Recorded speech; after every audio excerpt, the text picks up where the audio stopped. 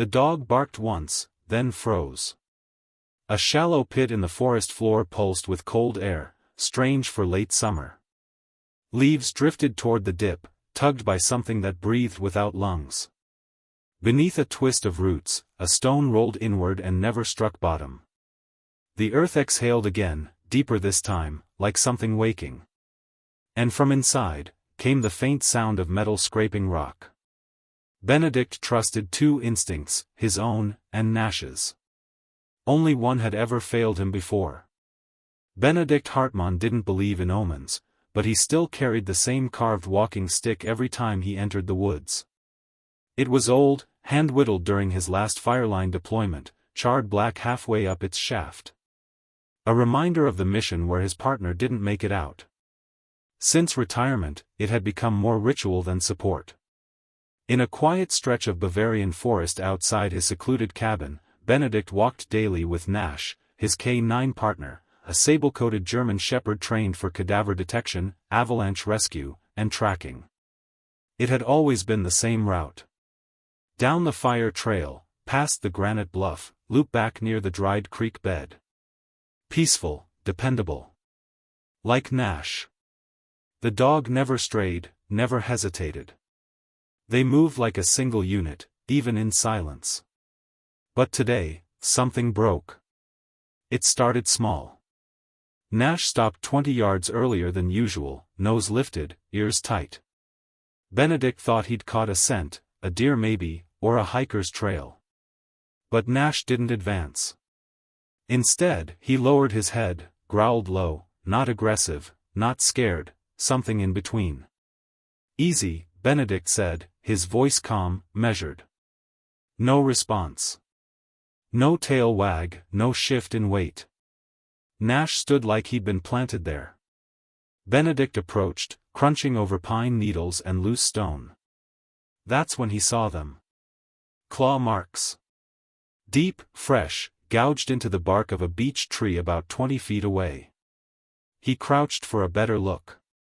Whatever had done it stood tall, much taller than a wild dog. The spacing was off too. Too wide. Not bear. Not wolf.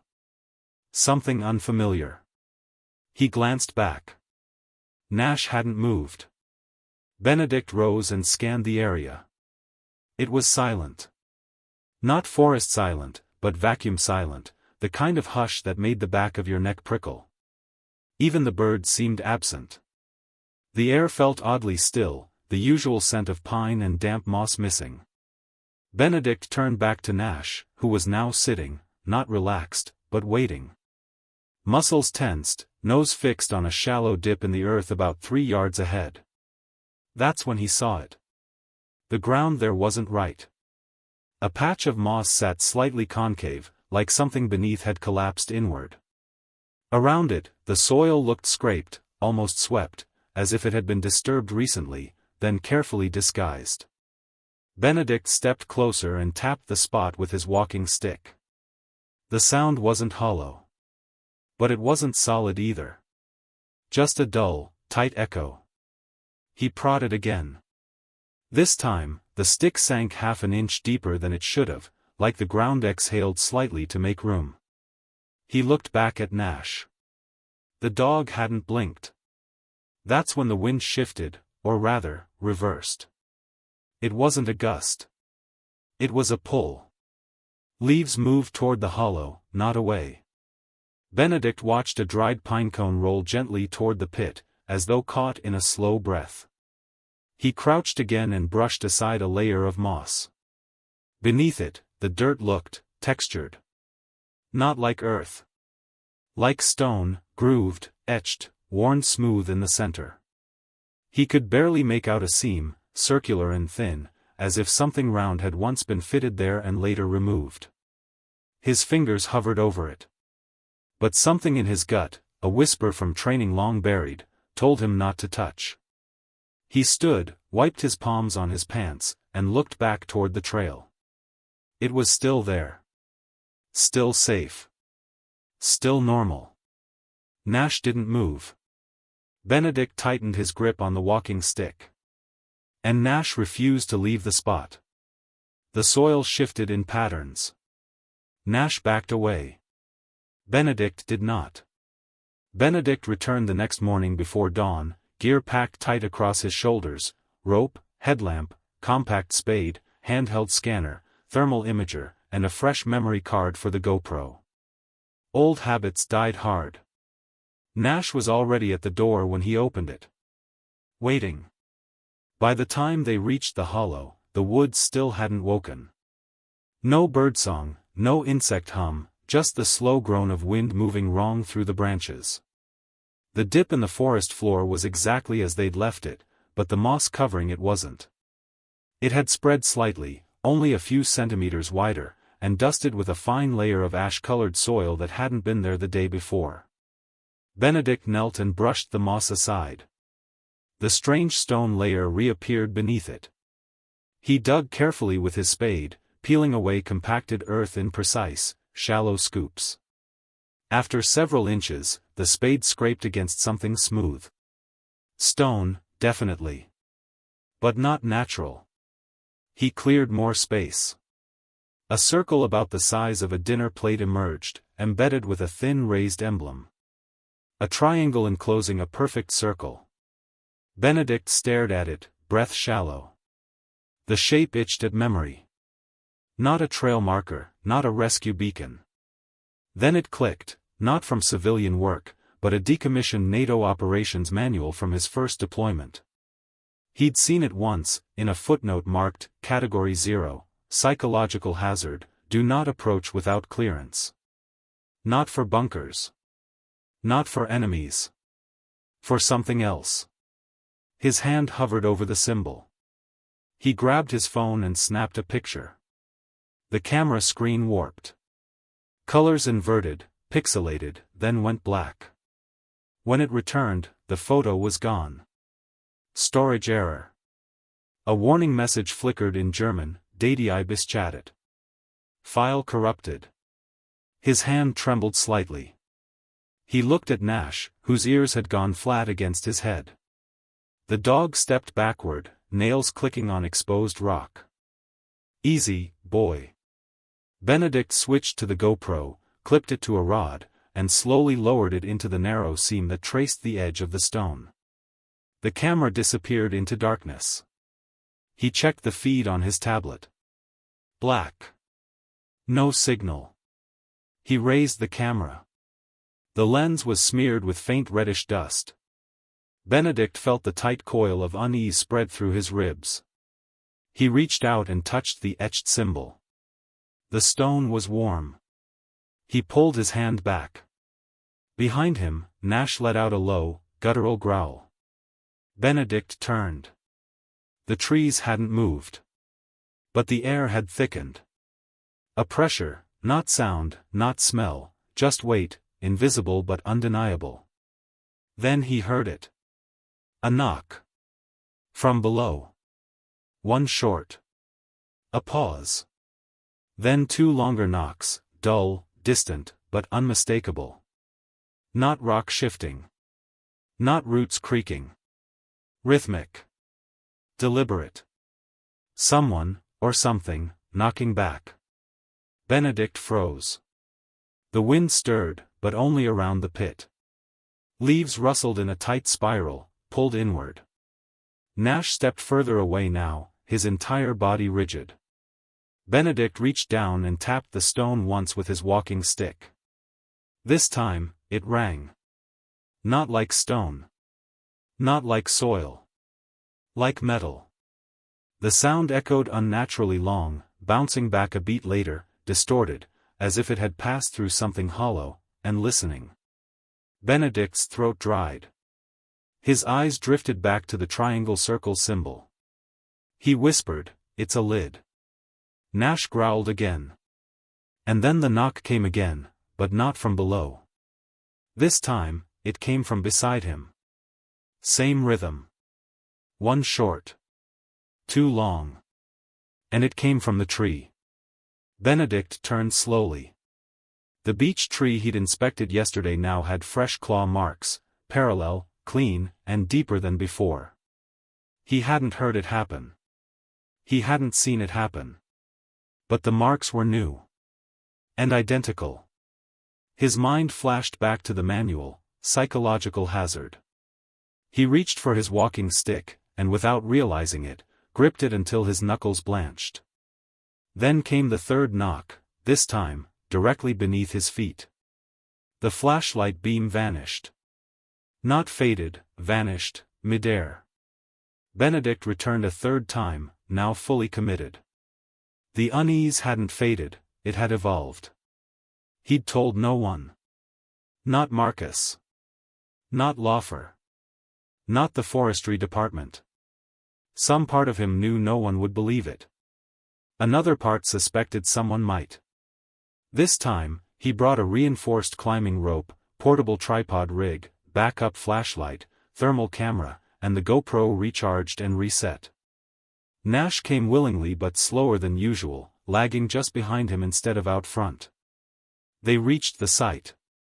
The moss had fully recovered the stone, but the air was warmer. Thick with moisture. The claw marks on the tree had multiplied again.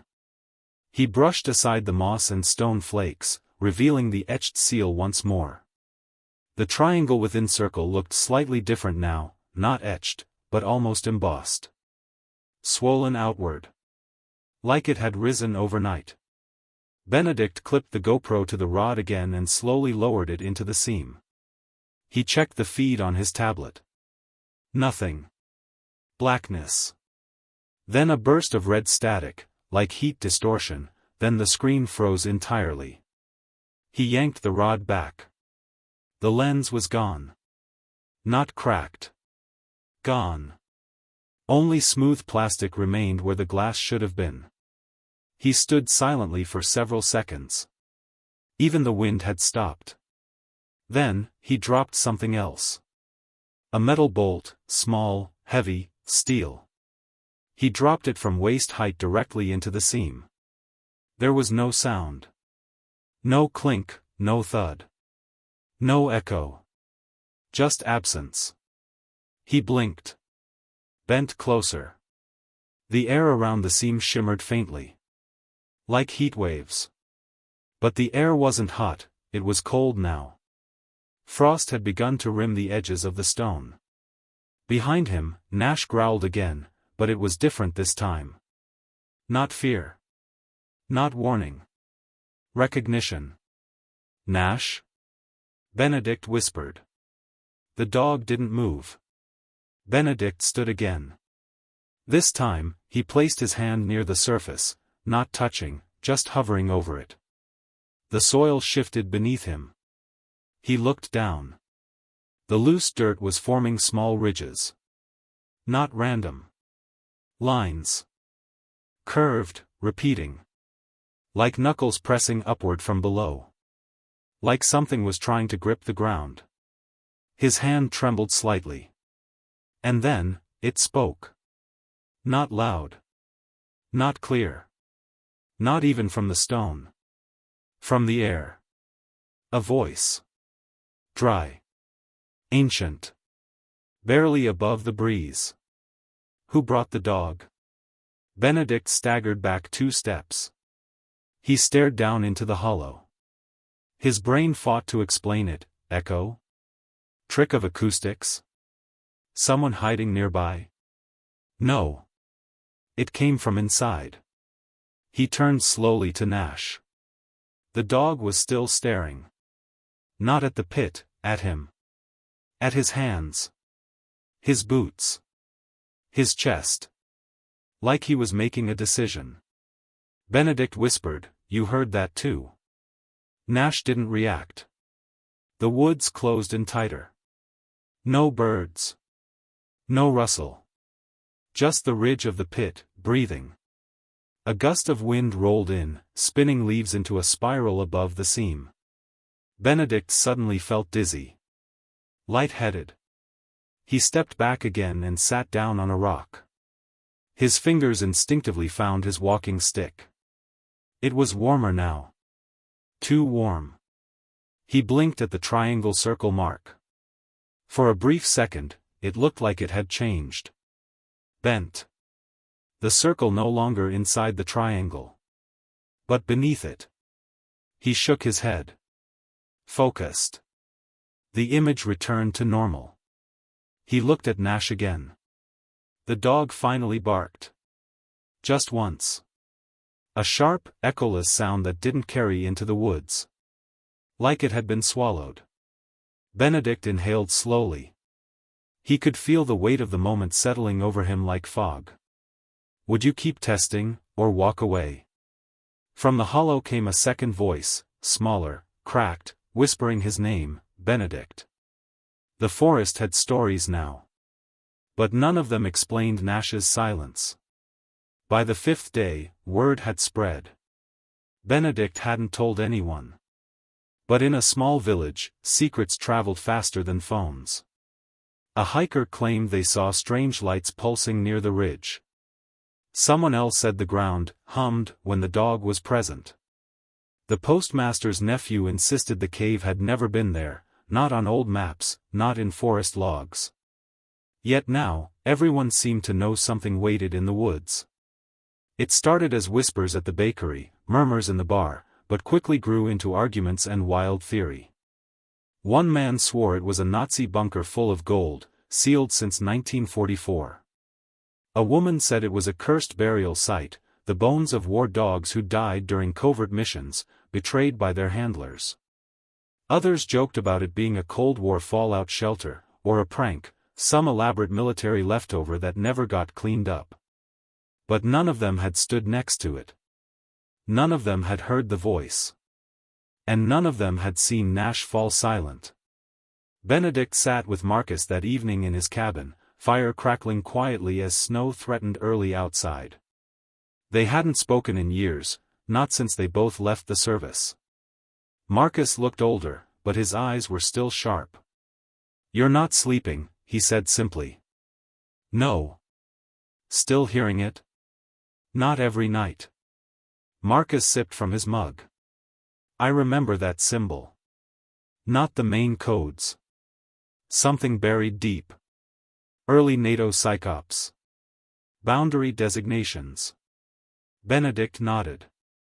"That's what I thought." "It wasn't superstition," Marcus added. "It was protocol. Something coded that rock. That line stuck. Something coded that rock." Benedict said nothing. Instead, he looked over at Nash, lying by the fire, eyes open, body still. The dog hadn't barked in 2 days. Not even at the knock on the cabin door last night. Not even when the wind slammed a shutter against the siding. It was like something inside him had quieted. Not broken. Just turned inward. The next morning, Herlaufer, the town geologist, knocked on Benedict's cabin. Benedict had sent him a sample, a sliver of the etched stone. Laufer held up the envelope. "This is not natural rock," he said, pale. "And it's not from our strata. Not even from this century." "What do you mean?" "It's old, but not aged. There are no weather lines. No mineral erosion. It's as if it was placed there yesterday, but compressed like it was buried for centuries." He hesitated. "And the crystalline structure, it's synthetic. Engineered. But not by us." Benedict narrowed his eyes. "You're saying someone made it?" "I'm saying someone left it." Laufer refused to step inside. He handed over the envelope and walked back into the woods, never glancing toward the trail that led to the cave. Later that night, Benedict sat alone by the fire, slowly turning his walking stick in his hands. The charred side had begun to crack, splintering along one edge, like it had been drying too fast. It was warm to the touch. He stared at Nash, still lying beside the door.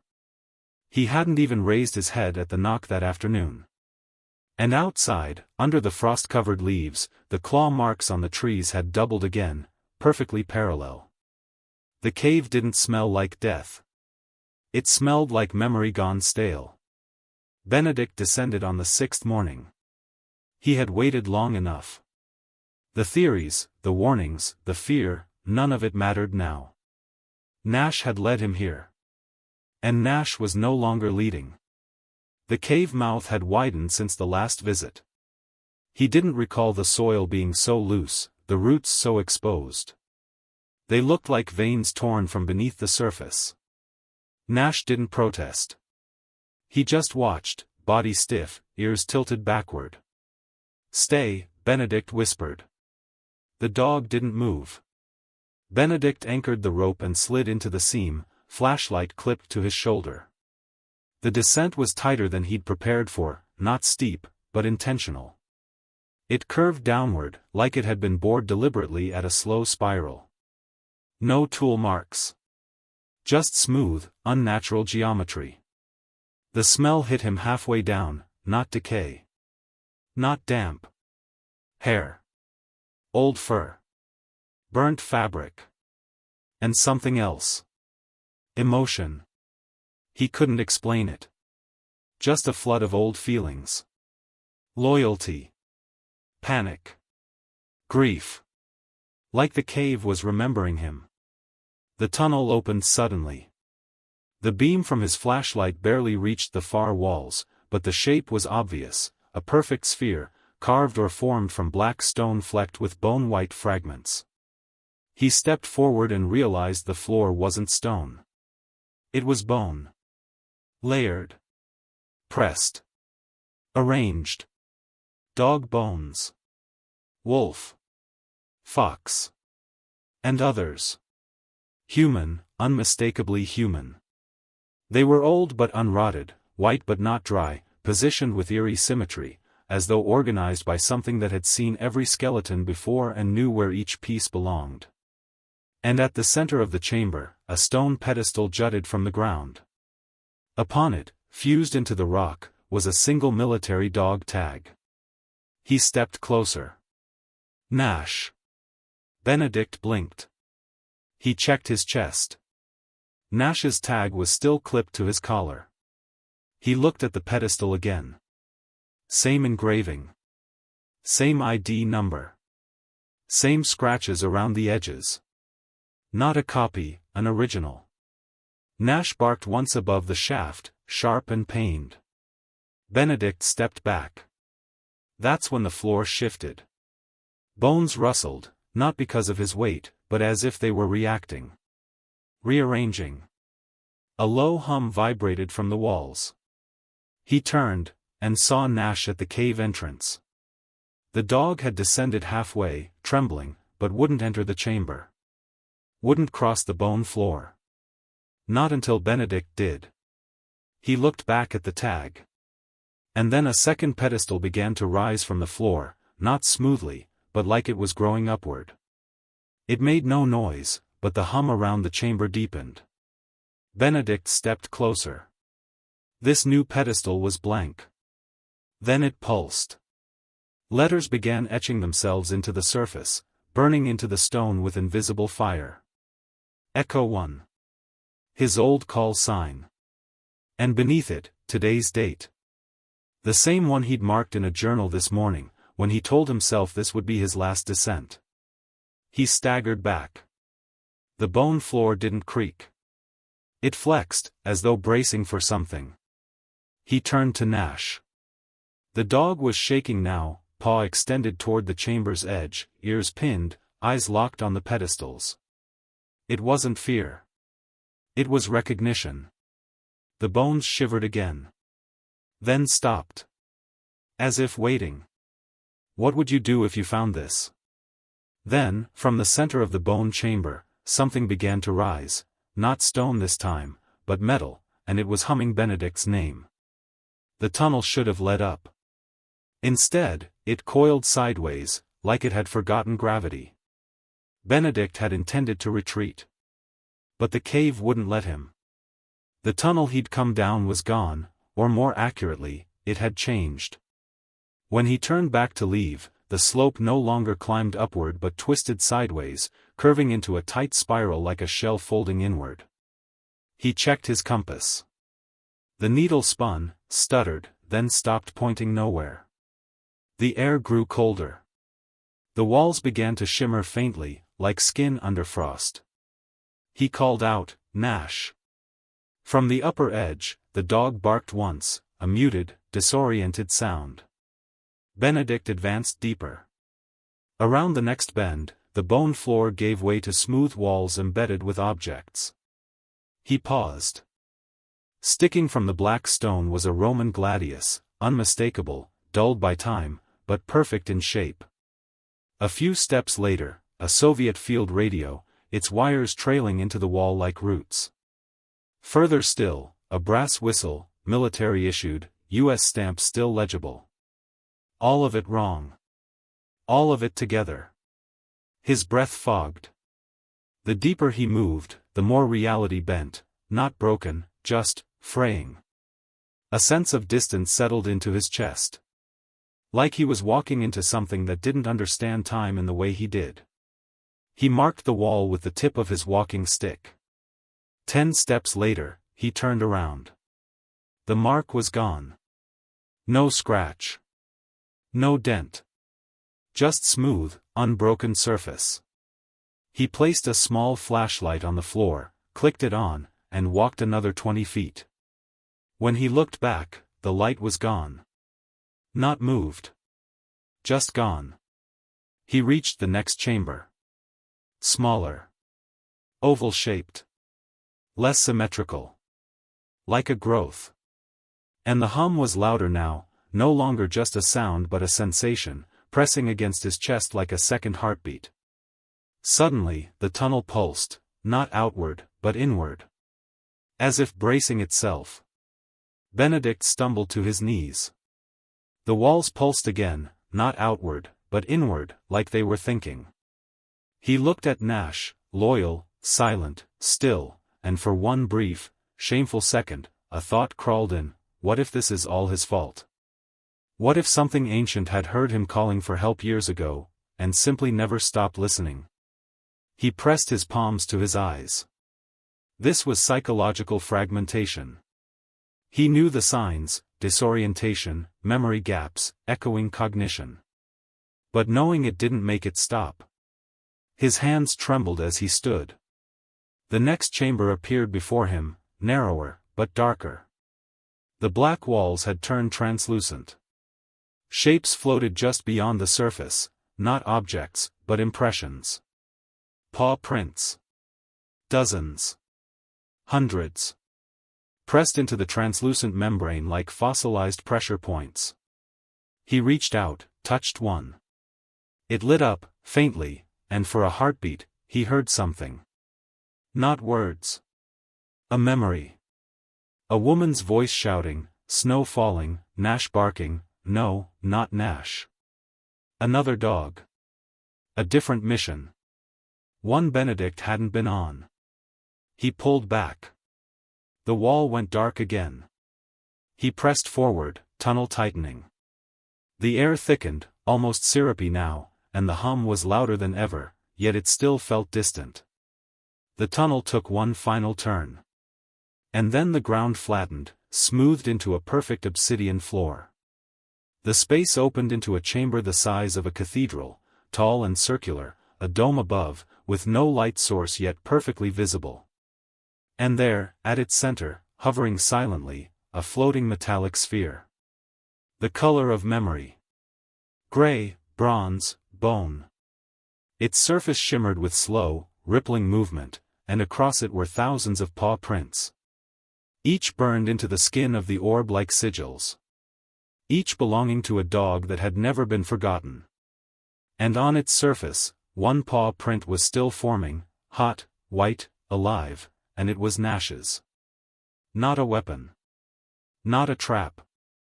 A monument, built by memory, for loyalty. Benedict stood frozen, staring up at the sphere. It hovered no more than a meter off the ground, silent, pulsing with a soft inner glow, not rhythmic, but reactive. Like it was breathing. Like it was waiting. The paw prints rippling across its surface were layered and infinite. Some large, wolf-sized. Others small, domestic. Most unknown. Each seemed to flicker with movement, as if reliving motion, a bound, a lunge, a final step into darkness. He took one cautious step forward. The chamber didn't echo. It absorbed. His boots made no sound. His breathing, though heavy, was swallowed by the room's acoustics. The closer he got, the warmer the air became, not temperature warm, but familiar warm. The way a handler feels when a search dog returns from the rubble. Relief, awe, sorrow. All mingled. Nash's paw print was still forming. He recognized the pattern from training. The front left pad was slightly wider, a quirk the vets had never fully explained. And now it glowed white-hot on the sphere's surface. Benedict reached out. As his fingers hovered a few inches from the metal, the orb pulsed once. And then the first memory projected. It came not as light, but as space shifting. The chamber changed. He was suddenly there, not physically, but within the memory. A collapsed mine. Smoke. Screams. A handler shouting. A K9 moving fast, faster than it should have in that wreckage. Then, silence. Then the dog, finding someone. Benedict watched it unfold, not from the outside, but through the dog's eyes. It wasn't Nash. But it could have been. Then the image collapsed back into the sphere. He staggered, disoriented. Another print lit up. A different memory. A battlefield. Snow. A soldier dying. A K9 shielding his body, refusing to move even under fire. He saw it. Felt it. The heat, the loyalty, the end. Then that image vanished too. He stumbled backward. The sphere pulsed again, stronger. And then he saw himself. The memory wasn't one he recalled. A collapsed bridge. Screaming. His leg pinned. Cold water rising. He was unconscious, face bruised, uniform soaked. But a dog was dragging him. Not Nash. Another German shepherd. One he didn't recognize, but who moved like Nash. Eyes like Nash. And then the memory ended. His throat tightened. He had no memory of that dog, until now. He whispered, "That was me." The sphere quieted. And then, one final ripple moved across its surface, a wave that passed through every print.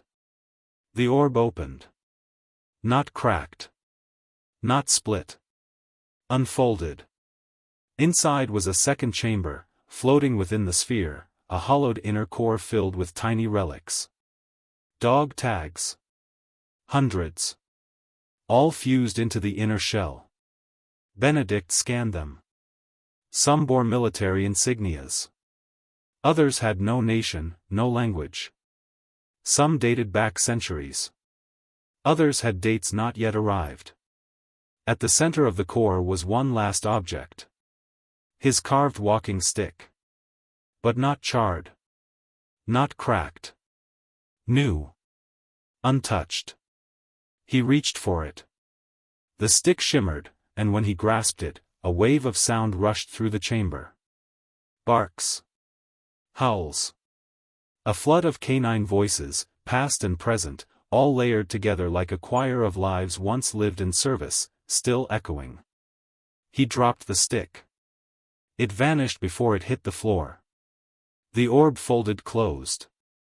The paw prints dimmed. The hum ceased. And in the silence, Benedict realized the sphere had stopped recording.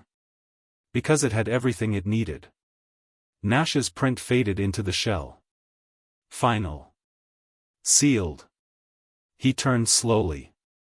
At the mouth of the tunnel, Nash stood watching, calm, tail low, eyes locked on the sphere. He hadn't barked. He hadn't moved. He just stood sentinel, like he understood.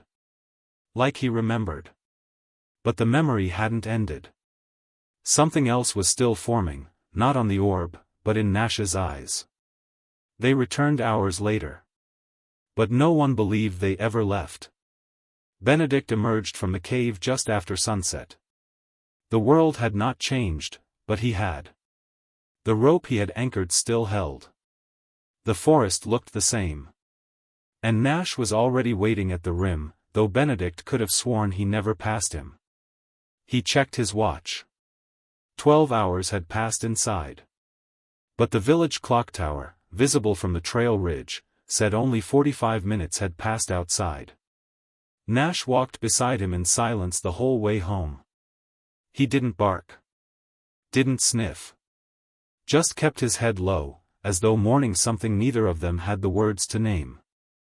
The next morning, government vehicles rolled into the village.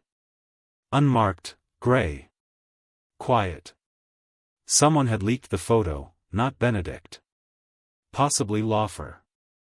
Possibly Marcus. The image of the etched symbol had made its way to someone who recognized it. They didn't ask questions. They didn't issue threats. They simply said, "You didn't see what you think you saw." And then, they blocked off the trail. Benedict didn't argue.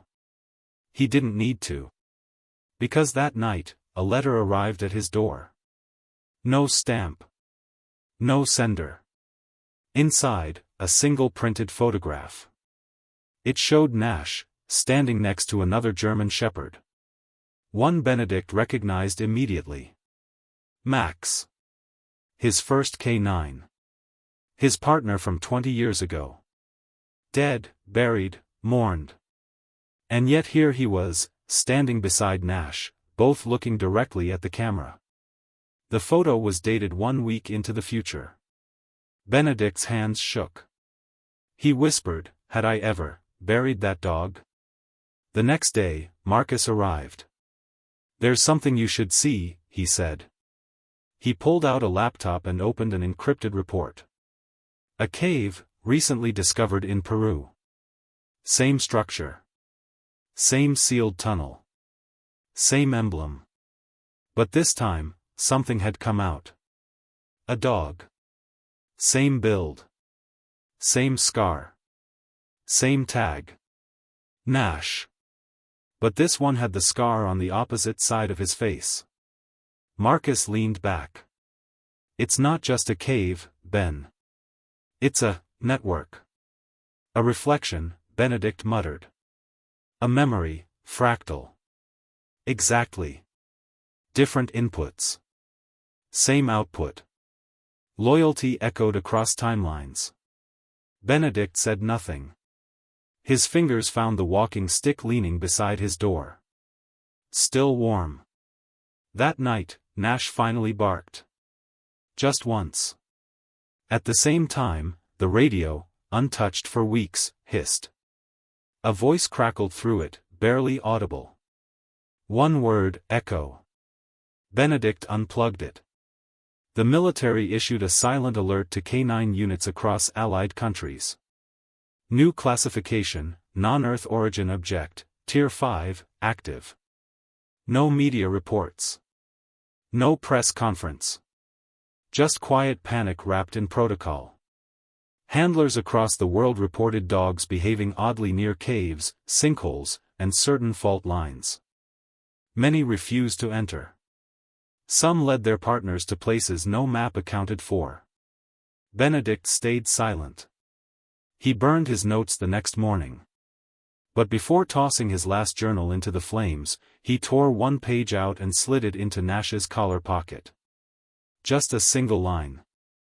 "He knew before I did. Would you reveal this to the world, or keep it secret?"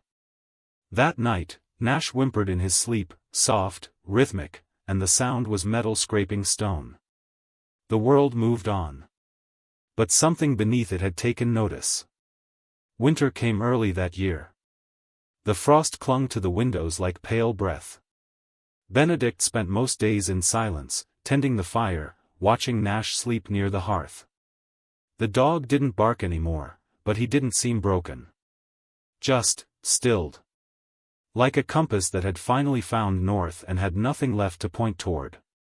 The government vehicles never returned. The trail was quietly closed, paved over with a cover story about unstable land. The locals stopped asking questions. Some claimed the cave had never existed at all. But Benedict remembered every detail. He kept no journal now. No photos. No recordings. Everything had been burned, except for one thing. The stone. The same smooth, pale gray piece he'd dropped into the seam that first day. He'd watched it vanish into nothingness. And yet 3 weeks later, it appeared again, resting on the porch step outside his cabin. No marks. No cracks. Just sitting there. Nash had found it first. He didn't growl or approach. He simply lay beside it. And stayed. He hadn't moved it since. Benedict didn't touch it either. Some days, he sat on the porch and stared at it, hand resting on his walking stick, which no longer bore cracks. The charred handle had somehow smoothed itself, and the stick had warmed back to life. As if it remembered the version of itself that had never been burned. Once, he caught himself whispering to it, not words, but gratitude. Some nights, he dreamed of Max. Not the Max who died, but the Max who still was.